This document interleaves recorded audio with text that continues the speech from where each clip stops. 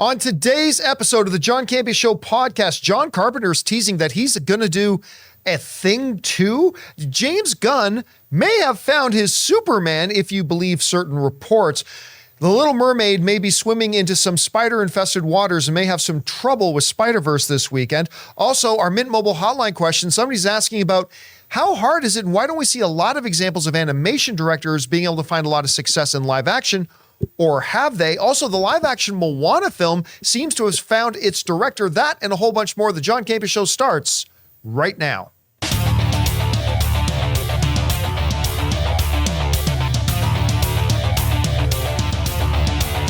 Well, greetings and salutations, everybody. Welcome to the best damn movie rate show on the planet Earth, the John Campea Show, coming from right here in our little studio, brought to you in part by our friends at Mint Mobile. I am, of course, your host, John Campea, and it is an awesome honor and privilege, as it is every day, to have you, our international friends, gather around as we talk about our favorite things in the world, movies, movie news, TV, and streaming, all sorts of good stuff, not just giving you our opinions, but also giving you information and context so you can form your own well-informed opinions, whether they're the same or completely different from ours.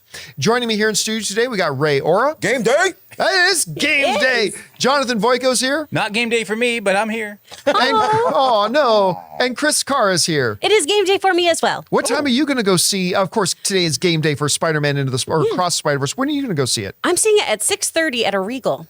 Ooh. Yeah. I'm seeing it Monday. Wah, wah. Ray and I are seeing it at 2:30 this afternoon. Ooh. Over at AMC. Very, very excited about that. It is game day. Spider-Man Across the Spider-Verse. I made a whole vlog about it this morning. I woke up this morning, and you know, I said this in my vlog, you know, when you wake up, you're still kind of in that half asleep, half awake thing. You're not really cognitive. Yeah. And then that moment hits that, oh yeah, I'm awake. It's morning. I'm here. I'm aware of my environment and where I am. It's usually when a dog slaps me. Something like that. Yeah. So when that moment hit me today, I literally bounded out of bed. I'm like, it's Spider-Man Across the Spider-Verse Day. I was so excited. It's all I've been able to think about all day. It's the only thing I've had in my head all day. I am so excited for this. But we do have a number of things to talk about here today, guys, and this is how today's podcast is going to go.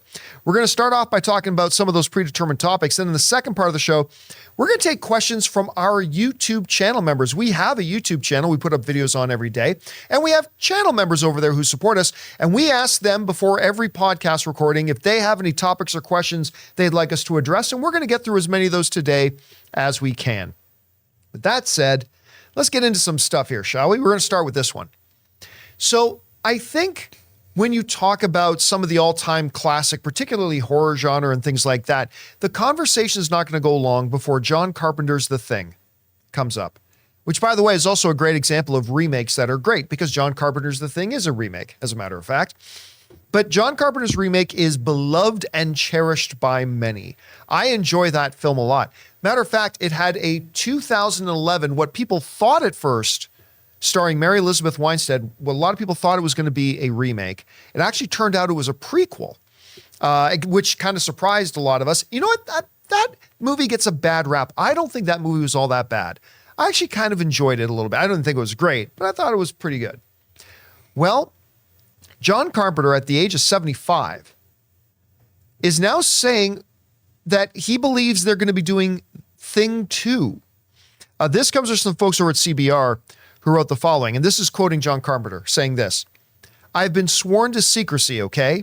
Because there may be, I don't know if there will be, but there may be a Thing 2, the director said during a Q&A session during the Texas Frightmare weekend, according to Creepy Catalog. While Carpenter did not go into any more detail, he did reveal that he's finishing up a new television series called John Carpenter's Suburban Screams. That's actually kind of a neat title. Suburban Screams, and working on another Lost Themes music album. So, Chris, I know all you do all day. From the moment you walk in the door, you just talk about thing All the time. All the time. Horror aficionado. What do you think about the idea? I mean, look, we just saw Top Gun do a sequel after 30-something years. We saw Star Wars do a sequel after 20 years, practically. What do you think about the idea of John Carpenter coming back and doing Thing 2? Hell yeah, why not? As long as it's a good story, right? As long as the sequel makes sense, then I'm all for it. Because not only was it a remake, it's also an adaptation of a novella by John Campbell. So for that movie to have worked in general was really phenomenal. It's not only horrifically gory and upsetting, but it's also this really fantastic psychological paranoid thriller. So even for folks like me who do not gravitate towards the genre, the thing is, by all accounts, a fabulous, incredibly well done film. And Carpenter's a master of this kind of stuff. So if he feels like this is something that he can revisit and do well, I'd be intrigued to go see it. You know, the funny thing about it was this is one of those, it's not often, but this is one of those movies that was not received well when it first came out and then went on to achieve kind of classic status. Jonathan, you got any interest in a thing too? Do you think they could actually do this, and would there be an audience for it? There would definitely be an audience, and I think you'd get a new audience because we're not going to be dealing with the early 80s like stop motion animation of this. As good as thing is, there's definitely some cheesy moments where you have to just kind of suspend your disbelief, where it's like, okay, that's doesn't really look like a guy exploding. Kind of looks like a claymation man exploding. But for the time, it was awesome. Era. And the story is great. And I think you could win new audiences with effects today and the storytelling. And it's just terrifying. You're not even so much afraid of the thing. You're afraid of it's the paranoia. Yeah. Who is the thing? It could be anybody. It's that assimilation part of it that's so messed up. Yeah. Which, of course, then kind of left on a bit of a cliffhanger with is he or isn't he sort of a thing, which is kind of interesting. We could also see J&B Whiskey's stock go up. Oh yeah, that's true. But again, I really did kind of like that 2011 version, because at the end when you see it running across the snow, it's like, oh, that's where we're at. Like, I actually thought that was kind of neat. All right. With that down, let's move on to this, shall we? We made a video about this topic a little bit earlier today on the YouTube channel, but Little Mermaid, I mean, it's had a nice opening, has an A cinema score. It has a 95% audience rating. It made more money before its second weekend domestically than Shazam 2 did in its entire global worldwide run. Damn. Which, again, is not a commentary on Little Mermaid doing great. It's really more of a sad commentary on how bad Shazam 2 did, which really sucks because I kind of like that movie. But that being put aside,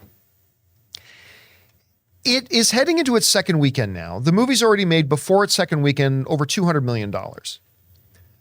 But the question that I think a lot of us have had, and I've had since the first weekend, was how big of a drop is Little Mermaid going to have in its second weekend?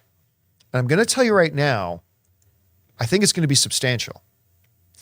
And there are two reasons that I covered in the video, so let me touch on them here. The first reason is the smaller reason.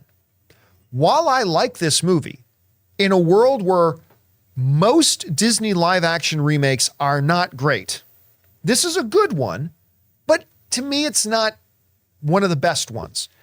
While I enjoyed the film, I find it to be a delightful film. Halle Bailey is a superstar. A lot of good things I have to say about it.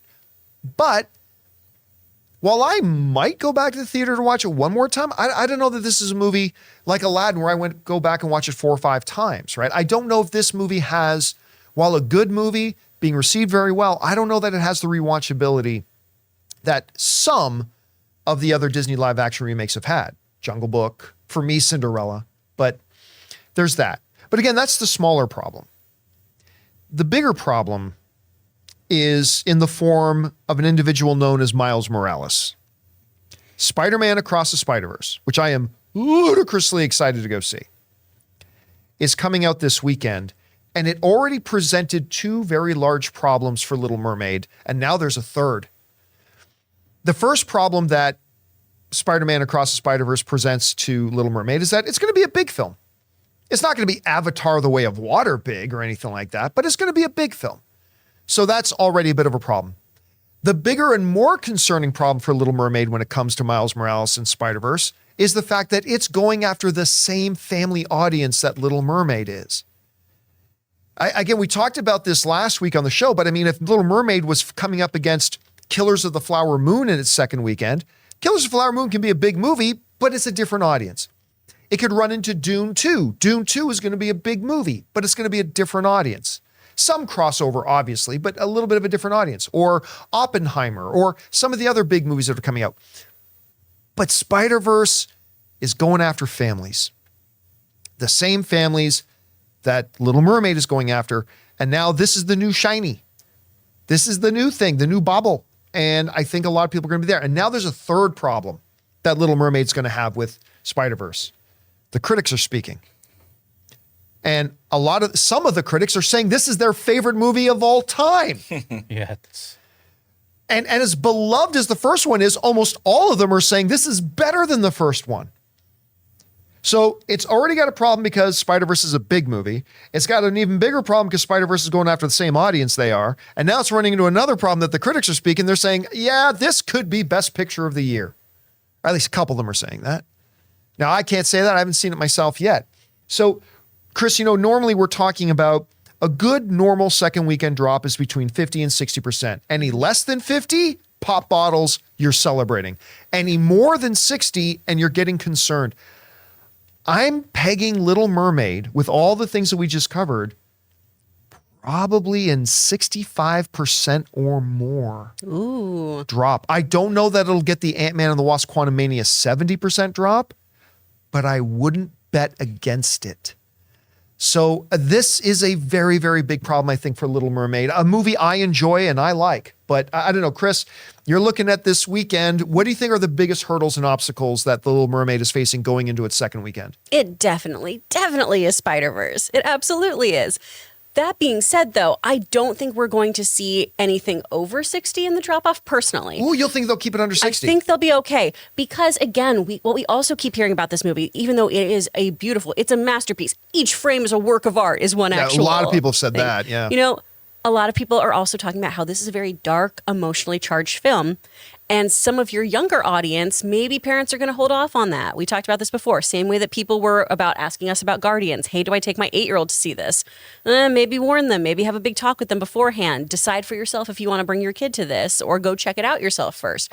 I think we might see that same kind of thing with Spider-Verse, just because this is going to be an emotionally charged thing. And there's already so much speculation, maybe not for your average moviegoer, but amongst some of us fans, right, of, all right, which parent's gonna die? Let's see. Maybe isn't the movie you take again, your 8-year-old or something too. And I do think Little Mermaid for that younger demographic will get those repeat views and everything.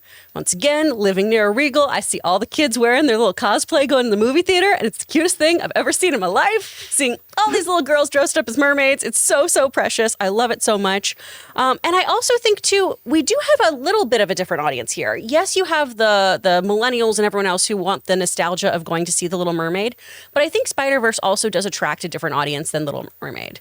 You've got more comic book aficionados, you've got gamers, you've got some other folks too. So I do think while there's a definite Venn diagram of the audience who's going to see both these movies, there's also people on either side of those circles who are like, that one's not for me, that one's not for me. So I think it's going to be okay, but it's definitely not going to dominate the box office like we've seen it. See, and the trouble I think they're going to have there, to your point, is that while I agree, Spider-Verse will get the comic book aficionados, the video game people, but I think that's in addition to, rather than instead of the same families. And so that's where I think it could be, pardon the pun, sailing into troubled waters here. A little bit on that. Ray, I know you've seen all the Spider-Verse footage that I've seen. Where's your anticipation for Spider-Man into the Spider-Verse? And I don't know, do you think Little Mermaid can hold its own going into this weekend against a movie like this? It's not. But then also at the same time, you can think about there's people that just don't do animation. They just, there's still some people out there that they don't like animated but they're not movies. Kids. You know what I mean? So I was actually reading reviews earlier today when you were doing the video on this, and I'm super excited for the Spider-Verse film. 2023 is going to be a good year because I now have my favorite DC movie, my favorite Marvel movie. This could be my favorite animated movie of all time. I mean, yeah, but of course, talking about Guardians 3, The Flash, which you have seen, and most people haven't. You're to your point too about maybe some people apprehensive about maybe taking their kids. There might be a parent dying or something like that. I remember one of the biggest animated films of all time, Frozen.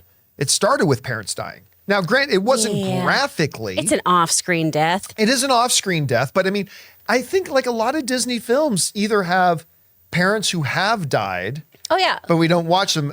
Well, they usually start off with a dead mother because you automatically then sympathize with this family of, oh my gosh, they've suffered so Yeah. much already. That poor single father. Disney loves a dead mom, which is also why. Disney loves a dead mom. That's a t-shirt you gotta that should be a make. t-shirt. It's my mom's biggest problem with the House of Mouse. She's like, why is the mom always dead? This is Mom's bullshit. always gone. It's always Yeah. the single dad doing the best he can. And when it Exactly. is a mom, it's an evil It's stepmother. an evil mom. Exactly. That's right. Don't know what Walt Disney had against moms. I don't know. All right, guys. Hey, listen.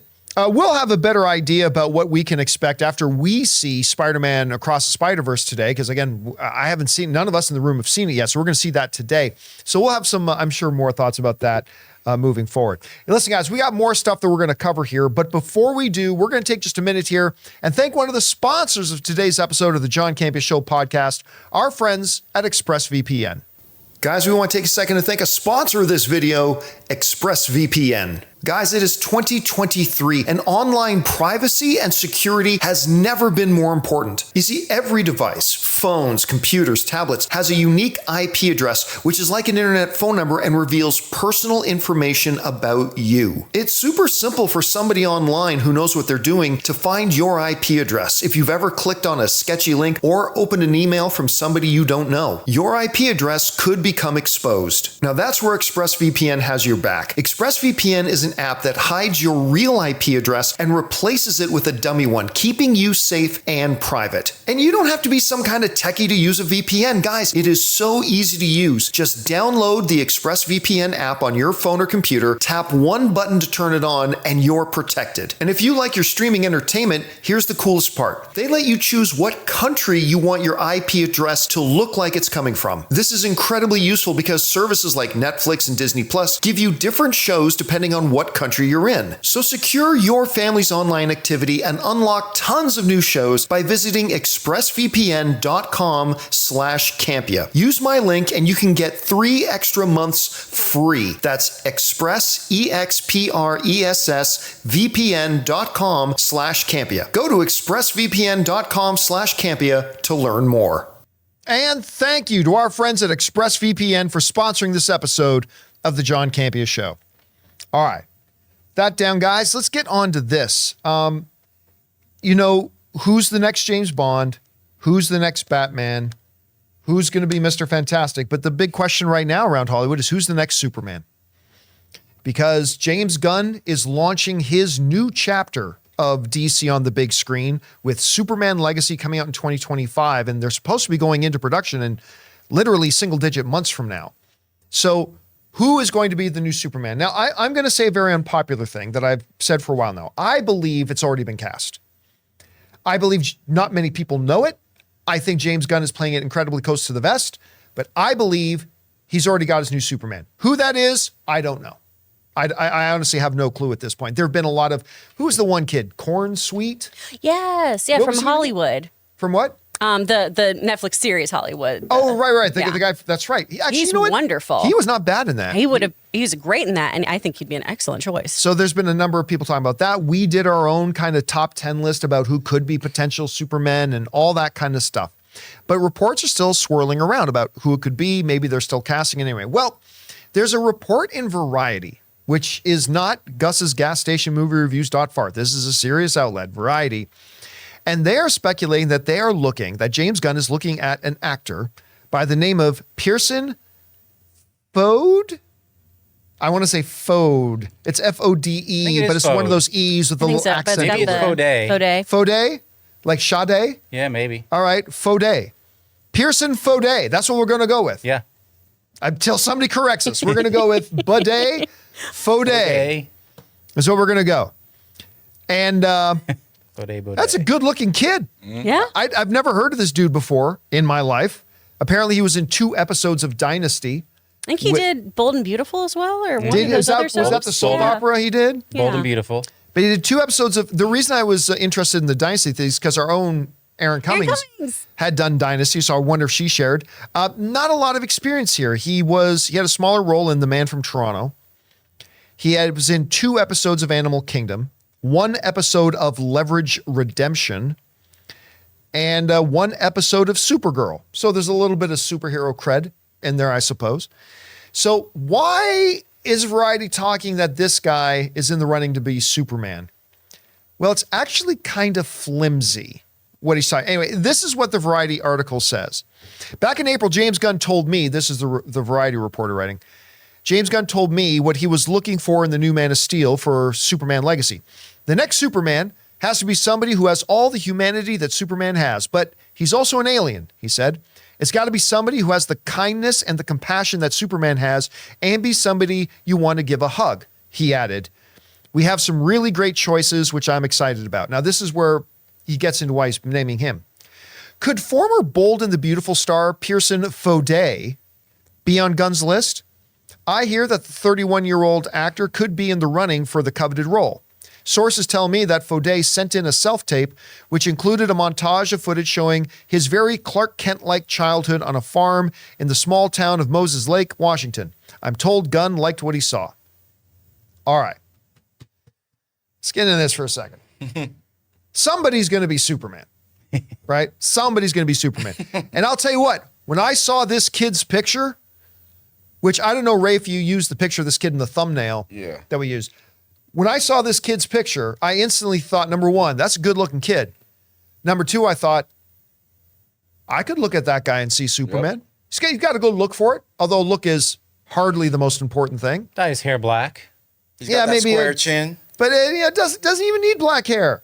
Doesn't even need black hair, but they would probably dye it a little bit darker. Yeah. He's got a Henry Cavill look about him. Yep. I mean, he really does.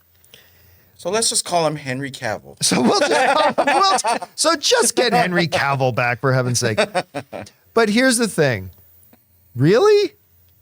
We're running a headline in Variety that James Gunn may have found his guy because this actor sent in a self-tape? Okay, so I'm about to be discovered then, y'all, because I'm sending self-tapes left and right. Oh, See you shit. later. now here's the thing. Look, Next I am Wonder not an Woman. actor. I am no actor. But I have done some casting before. And I know that when I've done simple castings, whether it's for AMC or Collider or even for here, and I'd put out like some kind of casting call and ask for a self-tape, I would literally get 800, 900 of them sent in. Mm-hmm. Like hundreds and hundreds of hundreds for something as piddly as doing what we do here. Can you imagine the amount of self-tapes that get sent in for something like a role in a movie? And our own Erin Cummings, I would often talk to her. She was like, every time I would either call her on the phone or she would call me, it was almost always preceded by saying, oh, no worry, I'm just doing a self-tape. Mm-hmm. Like every time I call, like that's what she does at home all day. She is self-taping for roles and auditions and things, stuff like that. Chris, I don't know. How many self-tapes would you say you send in a month? I am very fortunate. Actually, and I no, that might be a personal question. You don't have to answer that. No, it's fine. I'm fortunate. I usually get one a week. My voiceover stuff, obviously, is much more like constant for me since that's what I mostly work on. I've got a great voiceover agent. Shout out Mike Clifford. You're the best. But he gets me stuff like 3 or 4 times a week, right? Right. Because you got to remember, I audition for these companies over and over again and have that whole like, I've booked the room. Hopefully soon they'll give me a job. Please give me a job. I'd like one. So self-tape is something that is so constant and so always. It's really, really great when you get asked to do a self-tape. There's a great casting studio out here that has this board before you go into an in-person callback that talks about how, like, just so you know, 5,000 people on average auditioned for your role. Ooh. We narrowed that down to... Say that again. Like 5,000 people auditioned for your role. Oh my God. Or submitted for your role. Then they narrow it down for an actual audition. Based on people's, headshots, their materials, all that good stuff. Then they maybe cull that down to like 250. It depends on really what they're looking at. They just cull that down. And then the number of people they bring in for a callback afterwards is even smaller. So getting the audition is a win. Getting the callback is a win. Being on hold for a role when they're thinking about you or pinning you, right? Where it's, hey, it's down between you and 2 other actors. We're going to figure out who we're going to use at the end of this. Those are all big wins. So to have somebody submit a self-tape when it's not an open call is a big win. However, here comes the caveat. It's something we do so gosh dang always. And it's one of those things as well. I'm going to sound very, very jaded, and I know that this isn't always the case, but I've done self-tapes for roles where then I read in Variety the A-list celebrity that it goes to. And it feels very kiss, kiss, bang, bang at the end of the day, right? We're like, I was just here to bring down Colin Farrell's price tag. Okay. So a lot of times We have A-list still submitting self-tapes. We have, your regular undiscovered talent submitting self-tapes. And I don't want to, poo-poo Pierce's talent here too, because I haven't even seen a sample size. I He's have got- no frame of reference for how He's been talented he nominated is. for 2 daytime Emmys. So he's been consistently working since about 2011, I So think. he's clearly got So something. he's got chops, and yes, they've been these kind of one-off or two episode recurring roles or a run on Bold and the Beautiful. But that again, it's hard to book these things. It's hard to be a working actor. So if it is him, obviously they see something great in him. He has that look. He's got the acting chops. It looks like to back it up. But having a self-tape does not mean you're gonna get the part. Yeah, I mean, I like all due respect to the writer and I was expecting as I'm reading this article in Variety, and again, all due respect to the writer in the Variety, who has a much more credible job than I will ever have in my life. But I'm like waiting as I'm reading through the story, waiting to find like I had lunch with somebody who told me yes, it's down to the final 3 and Foley. No, damn it, I lost his name already. Faudet. That Faudet is the final 2. But I got to the paragraph of, I've been told he's submitted a self-tape. And I'm like, really? It does say that Gunn liked what he saw. Yep. I mean, yeah. But I mean, that's kind of still anonymous-y. Yeah. It's like, did he? I need to hear James Gunn say, I really enjoyed the self-tape. Or Yeah. was it like, I liked what I saw? Or was it like, I liked what I saw? But what if that's the only person that he commented on? Oh, see, well, okay, yeah. Now, if Variety went on to say, James Gunn has been tight-lipped about anything except for this one guy, well, then that carries some weight. Yeah. It does, Right? definitely does. Yeah. So, I mean, Chris, I hope you don't mind me if I ask you this question, because I've been fascinated by this. The strength actors in LA have, to me, is incredible, because I think for a lot of people, the scariest thing in the world is rejection. Oh, yeah. Right? I think I've had one job in my life that I've applied for that I didn't get, and it devastated me. I do not have the makeup to be an actor in Hollywood because I would never be able to do it. You've obviously landed a lot of gigs. I've obviously been rejected a ton. But I was going to ask, like, what do you like for somebody like you who has had some success here? Even for somebody like you, what would you say that ratio is for every one role I got? I didn't get X number of roles. It's horrific when you look at the numbers, because in any other field, right, in any other industry, it'd be, you need to get a new job. Oh my gosh. And this is something my parents are really, really great about now. It's so helpful when you have a supportive family system too in this industry, and it's very far and few between. So I'm very, very lucky where my parents now are able to do this of when my daughter books the room, and their friends will be like, what the hell does that mean, Jeff? There's casting directors who like her. There's casting directors who call on her regularly because they know they can count on her for consistent work. But for every one job I book, I have probably auditioned for that casting director at least 75 times. Wow. It's a very, very skewed system. And the thing that it comes down to too is it is never about you.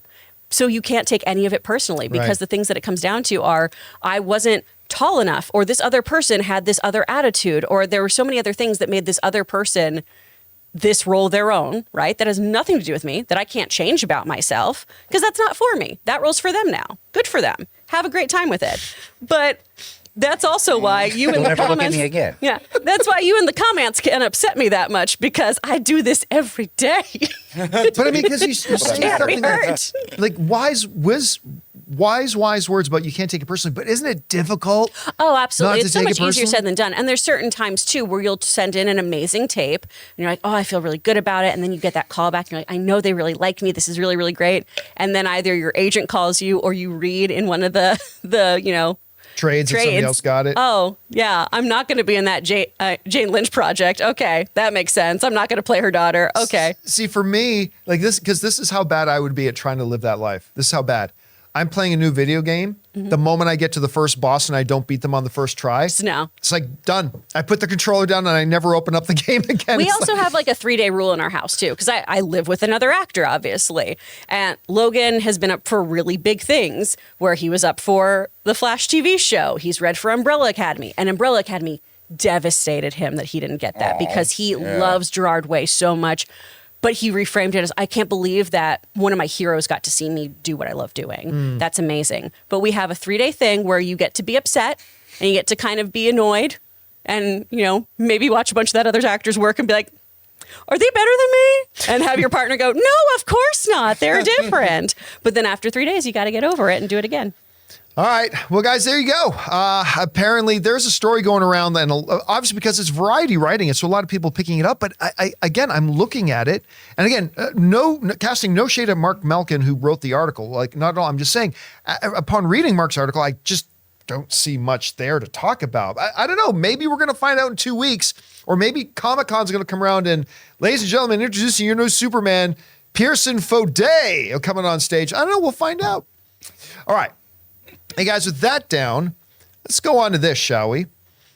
We found out rather surprisingly a little while ago, I think it might have been Dwayne "The Rock" Johnson that told people, that a live-action Moana movie is on the way, and Dwayne "The Rock" Johnson will be returning to play Maui.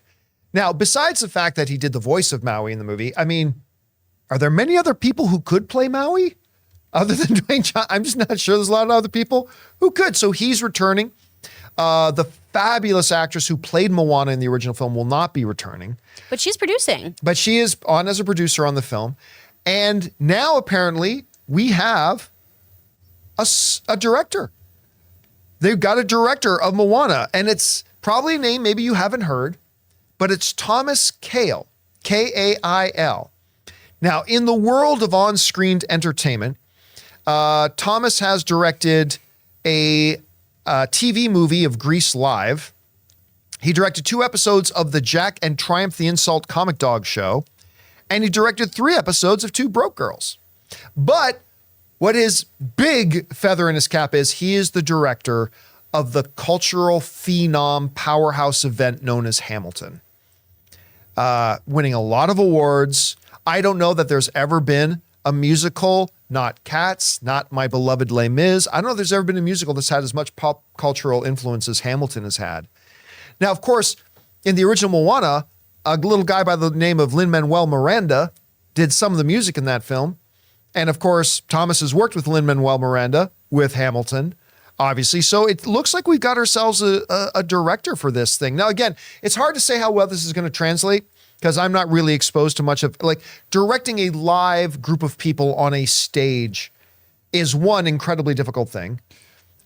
Directing a visual medium production, filmed production, it's a different thing. It's a different set of challenges. Not harder, not easier. It's just a different set of challenges.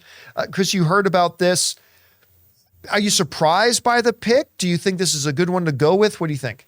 I am surprised, but then when I did some more research on him, he also directed the majority of that Fosse miniseries with Sam Rockwell. Yep. And so obviously this is somebody who is steeped in musical theater, right? From being able to tell Fosse's story on the screen to doing the direction of Hamilton. And he obviously works well with Lin. So that, I think, is why this is happening and why this is moving forward. That being said, I can't remember which website I read it on, because I saw the tweet when I was, getting ready this morning of, oh, okay, they found the director. And someone referred to it as the completely redundant live action Moana film. I went, oh my gosh. So I guess a lot of people are still on the fence as to why this movie is happening. But I think he'll do well. I mean, I feel like it's going to lean much more into the musicality of it. That's just my assumption, given his background and how he has done so much stage work of, oh, okay, well, then these are going to be full out musical numbers now, as opposed to these kind of cutaways that have different, visual effects that are happening. Like Maui's whole song has all of the basically like imagery behind him and everything, right? This is going to become a whole to-do now. Shiny is going to become a whole to-do now. They're going to be big full productions, I feel. So I'm excited about that aspect of it, because if it can have that big, like, bombastic musical feel, then I feel like we understand why this is being made in this forum, as opposed to, well, we've got this animated film. It's a shot-for-shot remake. I feel like this choice means that there's going to be some different artistic choices made. The only thing, like, me, I'm all for remakes, particularly animated into live act. I'm all for giving the shot, because maybe we get some crap, but maybe we get something great. I do want, the one thing about Moana that made me wonder is the fact that when we do get these live action remakes, whether it's like Lion King, Little Mermaid, Cinderella, we're talking decades between when we had the animated thing and now. And Moana is very recent. Like, I mean, it's not like it was yesterday. She just showed up at the theme parks. Yeah, exactly. I don't understand this. So that's the part that seems a little bit, but if it's important to them that The Rock be in it to play Maui, Yeah. You do have to get moving on it fairly quickly, I guess. You got any interest in this, Ray? No. I mean, in a way, I kind of feel like it's a little disrespectful to like come out so soon. Disrespectful to who, though? Because there's some people. I mean, they're the people who are making it. Yeah, the people. I mean, Moana is such a good movie. It should have had at least a little longer for it to relish in the things, for it to become a classic or whatever. I don't know. I just think the time in between was way too short. I mean, they should have waited a little bit longer, but for whatever reason, The Rock's in it. I love The Rock, so I'll check it out, but it's not like something I'm going to mark on my calendar. You know, you'll probably have to tell me it's coming out, and then I'll be like, okay. Maybe. You know. Hey, Ray, don't forget, we're going to go see a movie tonight. What movie? Moana. Really? That's done? That's out? Yep. It's out now. Remember talking about I that. added it to your A-list. Oh, really? No wonder. All right. Well, with that down, guys, let's move on to this, shall we? We've been talking a little bit about the fact that How to Train Your Dragon, which is very quietly one of the best animated movie trilogies ever. I mean, all three movies are incredibly, ridiculously solid. I enjoy this franchise very much. Well, the director of the animated movies is now going to write and direct the live action version. Ooh. And it brings up an interesting topic of conversation that is the subject of today's Mint Mobile Hotline question of the day, which is, we don't often hear about animation directors being able to transition over and having some big success doing live action. And again, that is the topic of today's Hotline question of the day. And if you guys have a question for our show, go ahead and call our Mint Mobile Hotline question of the day anytime, 24/7 at Mint's number 951-268-4259. And again, we're talking about making that transition from animation to live action. Who could do it? Check it out. Hey, John and crew. This is Tucker calling from Cali. And I was just looking into that little subject you guys had about the How to Train Your Dragon movie, the stars that it cast in. And the thing that I focused on was that it's having the same writer and director from the animated movie coming to the live action. And it's making me wonder, how much of a precedent is there really for animation directors crossing over into a live action? The only one that I can really think of off the top of my head is Brad Bird, who obviously did The Incredibles and one of the Mission Impossible films. And that was a great success. But I'm wondering, are there other examples of this? Do you think this is the right move? Is there any cause for concern, or should we be excited? Let me know what you think. Thank you. All right. Thanks a lot for calling that in, man. And yeah, I mean, it is a really good question because it's funny when you stop and think about it, as I did when you sent in that call. I was like, I'm not pulling instantly a lot of names off the top of my head. You brought up one of the big ones, Brad Bird, who a lot of people think The Incredibles. Other people will think about The Iron Giant, which, by the way, how good is that movie? That movie is incredible. It's so beautiful. Cry Anyway, every time. and then he went on to do a Mission Impossible. He did that George Clooney movie Tomorrowland, which granted isn't the best, but it's a big, ambitious kind of sci-fi imaginative movie that he went on to do. So there was a couple I pulled up when we were talking about this earlier, because we did a standalone video for this one earlier. The names that came to mind, Dave Filoni. Obviously cutting his teeth in the Star Wars animated world, then went on to do a little bit of episodic directing in Mandalorian, at least a couple of episodes. And now he's got his own live action Star Wars movie coming. That's going to kind of be closing off the Mando verse of the Star Wars universe. Along with Brad Bird and the Pixar family, Andrew Stanton, who just, did Finding Nemo. I think he was the director of WALL-E, if I'm not mistaken. He's just incredible. What's that? I think so. Yeah. And then he went on to do what I think is the most underrated sci-fi film of the last 20 years, which is John Carter, a movie that had one of the worst marketing campaigns I've ever seen and a terrible title. Like it's a sci-fi movie called John Carter of Mars, based on a famous book. Let's take out Of Mars. And now it sounds like a lawyer show. But anyway, John Carter. Anyway. Attorney at law. So that was fantastic. And he's gone on to direct a lot of live action stuff, and including, Ray, your beloved For All Mankind. Yes. You want to direct some episodes of that and things like that. So he's great.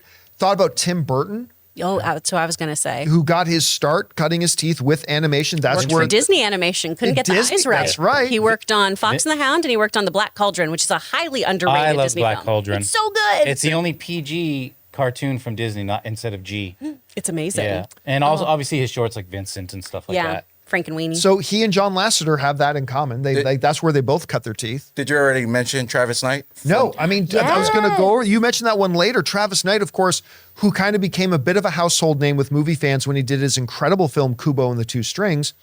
And then he went on to direct the magnificent Bumblebee movie. And he approached it like an animator. He talked about how it was all of the shots with the Autobots and everything. You storyboard it out. You treat it just like you do in animation. That's how you make sure these shots are clean, crisp, and they get what they want.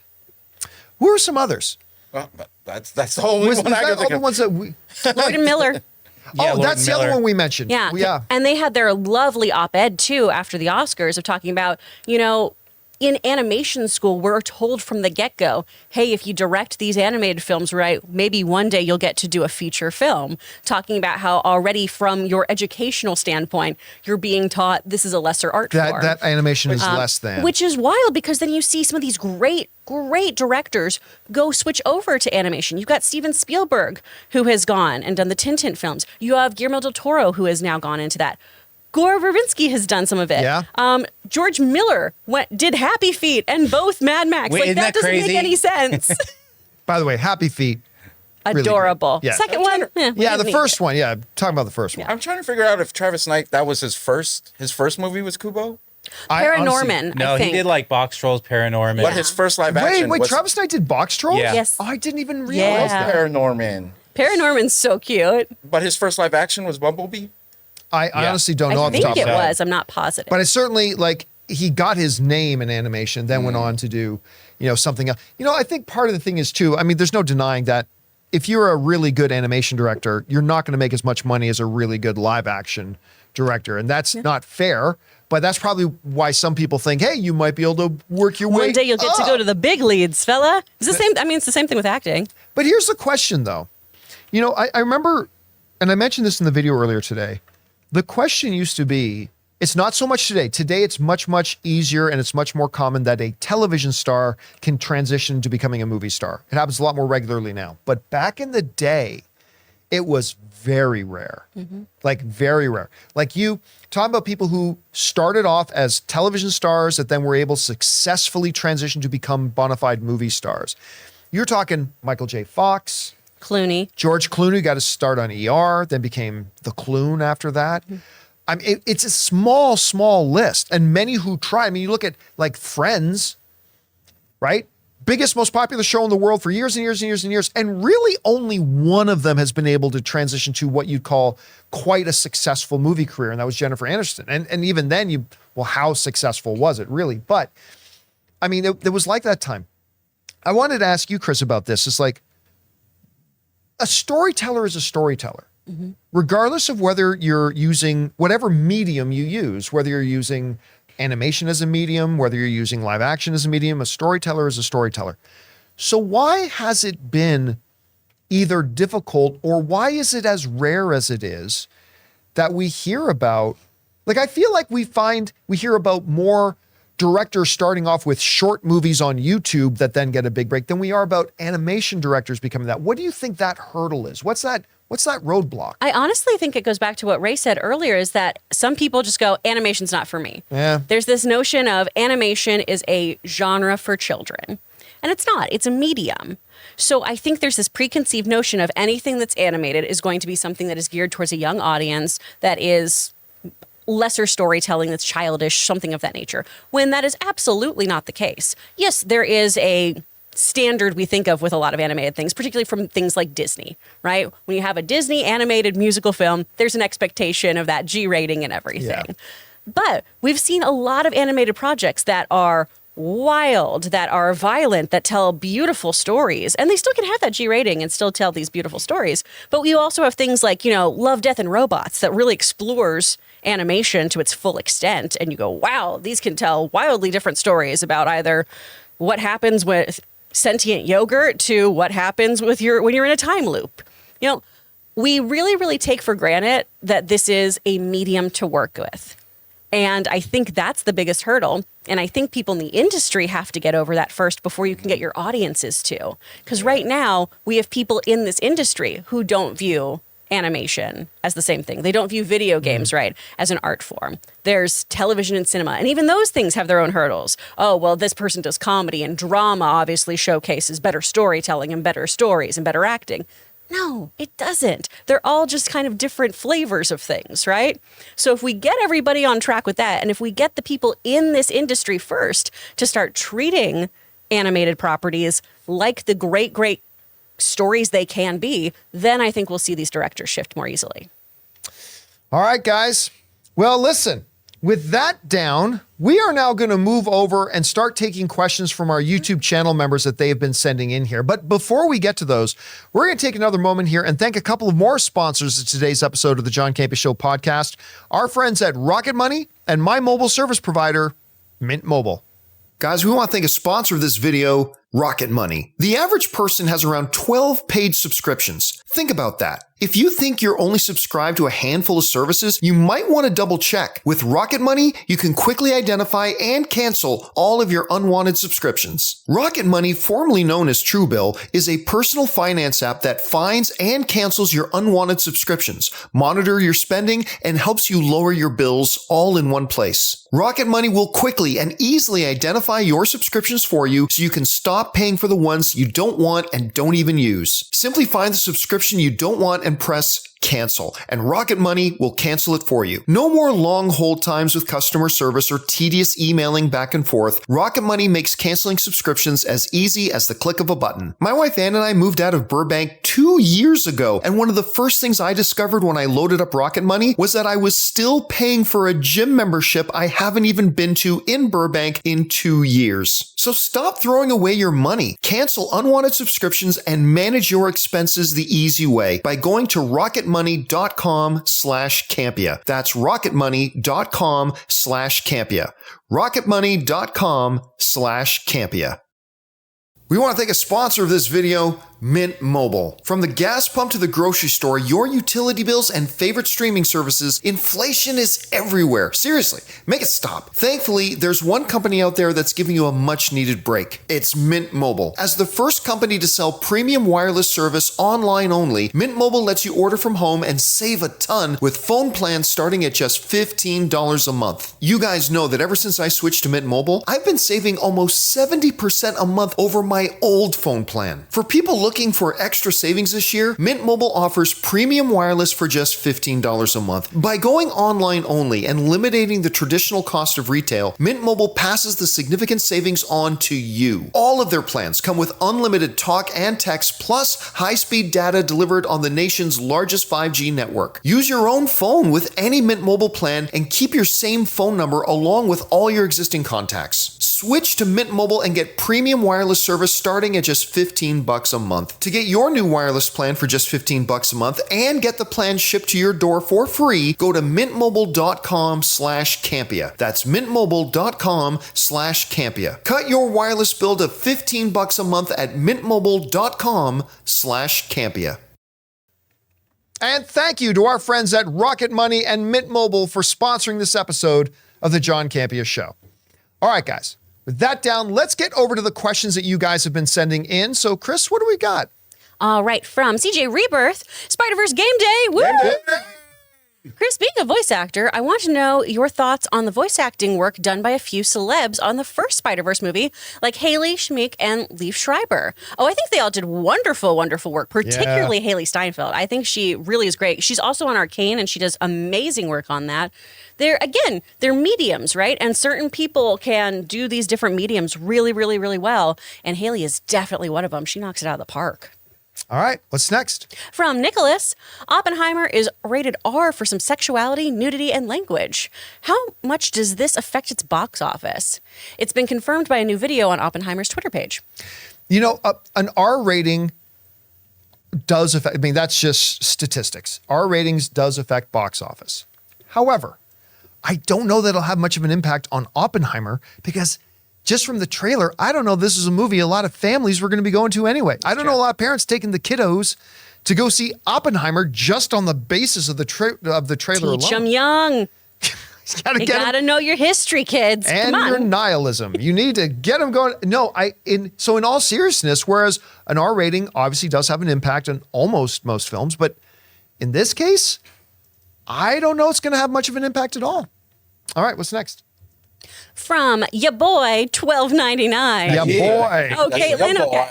Sorry, your boy. We'll come back. Caitlin Eccles. John, what did you think of the finale of Ted Lasso? Do you still think there'll be a season 4? If so, I hope you're right. Yeah, there's going to be a season 4. We talked about this on the show the other day, whereas I don't think there was going to be a season 4. But then the morning that they were going to release the finale, Apple sends out a press release, and I got it. In 4 different places, it referred to it as the season 3 finale.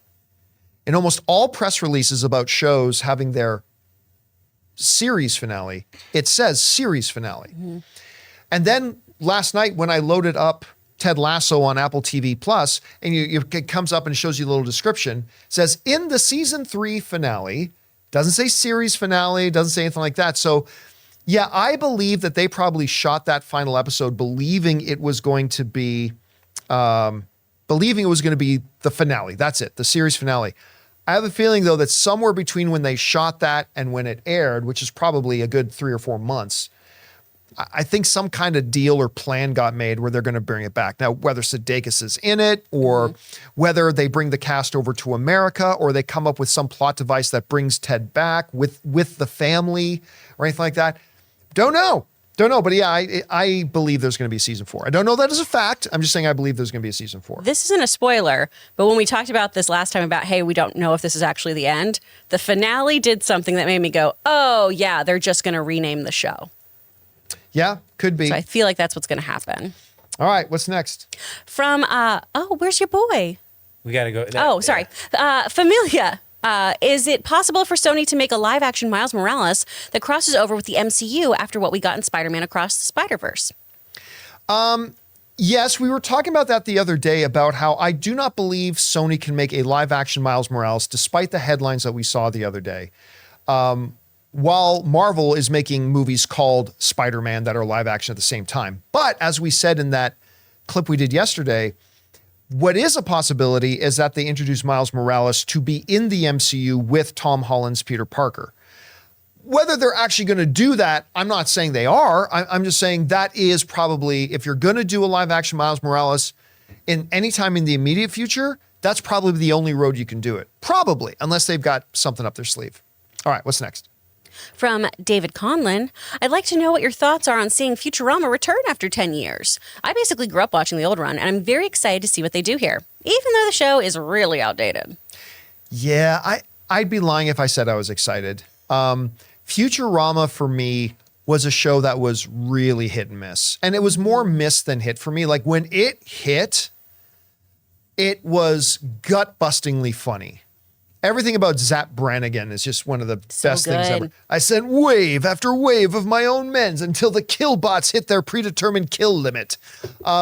Zap Brannigan is one of the greatest animated characters of all time, but most of the time it just never clicked with me.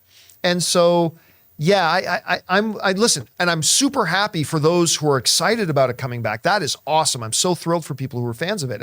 I'd be lying if I said I was a big one. All right, what's next? From Big Hand, do you plan on doing a DreamWorks animation list from favorite to least favorite? What was the question again? Do you plan on doing a DreamWorks animation list from favorite to least favorite? That's rather specific. No, I'm not. I am not planning on making that list. Okay, I was going to say, I'm not sure what brought up that question, but okay. Neat. All right, what's next? From Thomas, hey everyone, do you think that we have the best superhero movie streak ever right now with Guardians of Galaxy Volume 3, Across the Spider-Verse, and The Flash? 3 films like this in just about a half a month. Thank you and have a great day. Okay. So first of all, the obvious thing. I haven't seen Spider-Verse yet. That happens a little bit later today. So I cannot say that that's the case. Now, if I come out reacting the way I hope I'm going to react, and I don't always, but if in this case I do, then that will be an incredible 3-film streak, having seen Guardians 3, The Flash, and Spider-Verse, if it's as good as, say, the first Spider-Verse movie. But I think we take for granted a little bit that in the phase 2, phase 3 era of the MCU, we would it was not uncommon to get a good 3-film streak in a row, right? But you're right. 3 comic book films, all within a span of about a month or so of each other in a row, and all of them are excellent in the same, like within like the same 45-day window or something like that. Ooh, It's refreshing. I'd have to think about that if that's ever happened before, because yeah, it's a great time to be a comic book movie fan, man. And I like Shazam too, as well. So I liked Shazam. It doesn't matter if it didn't make money. I like the movie. So. Yeah, I mean, I wouldn't put on the way we liked Guardians 3 or the way we liked The Fair. Flash, But it was a nice one. Yeah. All right, what's next? From Ray Clinton. Hey, y'all. Do you think if the Flash movie hits big that we'll get Michael Keaton to come back out to make another Batman movie from his timeline? Keep up the great work. Thanks. That whether Michael Keaton would do it is about number 47 on the important list. There's about 46 other more important decisions by other people that would have to be made first. The last question is, would Michael Keaton do it? I don't think there's an interest in any of this for any of the studios to do it. And I do think this movie is going to hit. And Michael Keaton is amazing in this movie, and people are going to love Batman in this movie. But I don't think there's going to be any interest from the studio to do another Michael Keaton Batman movie as a result. So the question is about whether or not Michael Keaton would come back. I don't think the studio would do it, to be honest with you. All right, what's next? From Mayank. Which one is your favorite movie of the 2020s so far? Mine is either Avatar 2 or The Batman. I have no idea what movies even have come out in the 2020s. I mean, people, this thing I keep going back to this. I have no sense of dates. I could not tell you what, you could give me a list of 5 movies. One was in 2016, 17, 18, 19, and 20. I would not get one right. I wouldn't be able to tell you which year it came out in. So I can't say, unfortunately. That's one of those questions I would need time to prep for, unfortunately. All right, what's next? From Guillermo. Hi, crew. Did you guys watch the Ted Lasso finale? What did you think? I like it, and I cried a little with the Believe. Thanks.